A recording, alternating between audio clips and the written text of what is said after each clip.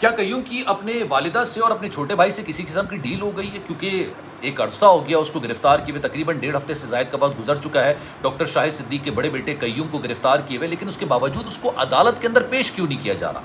1.5 ہفتے تک اس کو پولیس کی حراست میں رکھا گیا ہے۔ اب یہ بات کی جا رہی ہے کہ جناب اس نے ایڑی چوٹی کا زور لگا لیا ہے اور یہ کوشش کی جا رہی ہے کہ اس کی کسی طریقے سے والدہ سے ملاقات ہو جائے، اپنے چھوٹے بھائی سے ملاقات ہو جائے، وہ چھوٹا بھائی جو کہ اس کیس کے اندر مدعی ہے، جس نے کیس دائر کیا ہے، اور اگر وہ کیس واپس لے لیتا ہے تو پھر اس کیس کا مستقبل کیا ہوگا؟ بسم اللہ الرحمن الرحیم، السلام علیکم، آپ سبھی کو خوش آمدید۔ میں ہوں سلمان مرزا اور آپ دیکھ رہے ہیں میرا یوٹیوب چینل اور Facebook page sum up with Salman Mirza. Video دیکھنے کے لیے آپ سبھی نے اپنا قیمتی وقت نکالا ہے، میں تہہ دل سے ویڈیو کے آغاز میں آپ سبھی کا شکریہ ادا کرتا ہوں، لیکن اس دعا کے ساتھ کہ جناب آپ جہاں ہوں خیر و عافیت سے ہوں، صحت مند ہوں اور تندرست ہوں۔ جناب یوزلی پریکٹس یہ ہوتی ہے جب بھی کسی ملزم کو کسی بھی کیس کے اندر گرفتار کیا جاتا ہے نا، اس کے خلاف سفیشینٹ ایویڈنسز موجود ہوں نہ ہوں، گواہ ہوں نہ ہوں، لیکن اگر کسی ملزم کو گرفتار کیا جاتا ہے 24 گھنٹے کے اندر اس کو مقامی عدالت میں پیش کیا جاتا ہے اور اس کے بعد اس کا ریمانڈ لیا جاتا ہے، پھر اس سے تفتیش کی جاتی ہے کہ جو اس پر الزام ہے، دیکھتے ہیں کہ جناب اس کے بارے میں اس کا کیا کہنا ہے۔ یہ ذرا نارمل پروسیجر ہے، بالکل یہ نارمل پروسیجر ہے، اس میں کوئی حیرت کی بات نہیں ہے۔ لیکن سب سے بڑی حیرت کی بات یہ ہے کہ ڈاکٹر شاہد صدیق صاحب high profile case, Pakistan Tehreek Insaf کے بانی رہنما ہیں، ان کو بے دردی کے ساتھ قتل کیا گیا، ان کو گولیاں ماری گئیں، 12 سے 13 گولیاں ان کو ماری گئیں اور ایک ایسے وقت میں ماری گئیں جب ان کا چھوٹا بیٹا ان کے ساتھ موجود تھا۔ یہ سب سے پہلے میں نے آپ کو بتایا تھا کہ تیمور ان کا چھوٹا بیٹا ان کے ساتھ موجود تھا اور وہی اس سارے معاملے میں مدعی ہے، یعنی کیس ہی اس نے دائر کیا ہے۔ اور جو بڑا بیٹا قیوم جس نے اس سارا معاملہ رچایا، اپنے باپ کو بے دردی کے ساتھ قتل کروایا، اس کو گرفتار ہوئے 1.5 ہفتے سے زائد کا وقت گزر چکا ہے، لیکن سب سے حیرت کی بات یہ ہے کہ ابھی تک اس کو عدالت کے اندر پیش نہیں کیا گیا۔ اس کے خلاف سفیشینٹ ایویڈنس موجود ہیں، اس کے خلاف گواہ موجود ہیں، کس طریقے سے اس نے اپنے باپ کا بے دردی کے ساتھ قتل کروائے، تمام چیزیں موجود ہیں۔ اس کا ایک بالی بیان موجود ہے کہ ہاں میں نے ہی اپنے باپ کو بے دردی سے قتل کروایا، اس کو 12 سے 13 گولیاں پڑوائیں اور سارے معاملے کے اندر میرا دوست شہریار اور اس کے والد اور اس کے گھر والے شامل ہیں۔ یہ تمام چیزیں موجود ہیں، لیکن پھر اس کو عدالت کے اندر کیوں نہیں پیش کیا جا رہا؟ اب ایک تاثر دیا جا رہا ہے کہ کیا کوئی اس حوالے سے ڈیل ہوئی ہے؟ اس وقت جو قیوم ہے وہ جیل تو آپ نہیں کہہ سکتے، پولیس کی حراست کے اندر ہے۔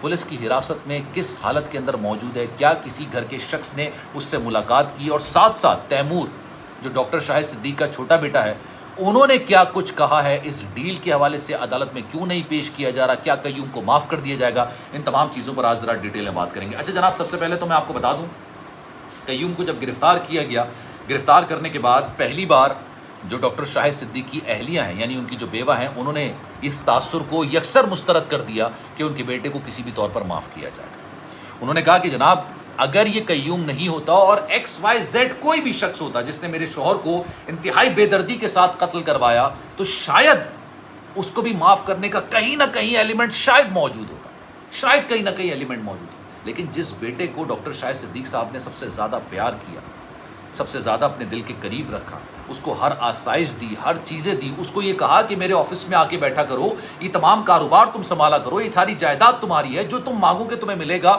اسی کو اس نے اپنے باپ کو بے دردی کے ساتھ قتل کر دیا، تو اس کے لیے تو کوئی معافی نہیں ہے۔ جیل کے اندر یعنی پولیس کی حراست کے اندر وہ اس حالت کے اندر ہے کہ جیسے ہی اس کو گرفتار کیا تھا، جس حالت کے اندر اس کو گرفتار کیا گیا تھا، وہ اس وقت پولیس کی حراست میں۔ اور میں آپ کو بڑی کنفرمیشن کے ساتھ، یقین کے ساتھ، اوتھینٹسٹی کے ساتھ ایک بات کہہ سکتا ہوں کہ اس نے ایڑی چوٹی کا زور لگا لیا کہ کسی طریقے سے اس کی والدہ سے ملاقات ہو جائے، اس کی اپنے چھوٹے بیٹے سے چھوٹے بھائی سے ملاقات ہو جائے، کیونکہ مدعی کوئی اور نہیں ہے بلکہ تیمور ہے۔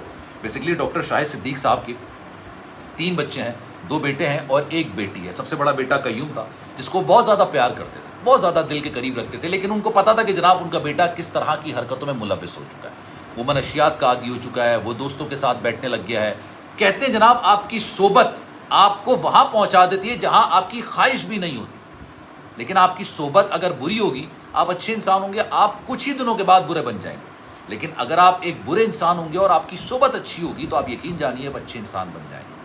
آپ بھلے غریب انسان ہو، لیکن آپ نے 5 کاروباری شخصیت سے دوستی کر لی، آپ ان کے ساتھ اٹھتے بیٹھتے ہو گئے، تو آپ یقین جانیے 1-2 سال کے بعد آپ بھی امیر ہو جائیں گے، کیونکہ مائنڈ سیٹ اس طرح کا ہو جاتا ہے۔ صحبت انسان کی ساری زندگی کی معاملات میں، سوچنے سمجھنے کی معاملات میں سب سے گہری جو چیز ہوتی ہے وہ آپ کی صحبت ہوتی ہے۔ اب جناب انہوں نے جو قیوم صاحب ہیں، جو قاتل ہیں اپنے باپ کے، انہوں نے ایڑی چوٹی کا زور لگا لیا کہ کسی طریقے سے میری والدہ سے ملاقات ہو جائے، میں ان سے معافی تلافی کر لوں، میں اپنی جان بخشی کے معاملات کر لوں، اور شاید اسی وجہ سے اس کو ڈیلے کیا جا رہا ہے عدالت میں پیش کرنے. لیکن پولیس اس کا بہتر جواب دے سکتی ہے. ہمارے پاس اس بات کا جواب نہیں ہے. ہمیں تو یہ پتہ ہے جس شخص کو گرفتار کیا جاتا ہے اس کے خلاف ایویڈنسز موجود ہوتے ہیں، گواہ موجود ہوتے ہیں، اور اس کے بعد اس کو پھر عدالت کے اندر پیش کیا جاتا ہے، پھر اس کا ریمانڈ لیا جاتا ہے، جسمانی ریمانڈ ہوتا ہے، پھر جوڈیشل ریمانڈ ہوتا ہے، جیل چلا جاتا ہے، یہ تمام چیزیں ہوتی ہیں. لیکن اس معاملے کے اندر ابھی تک وہ پولیس کی حراست میں ہی ہے.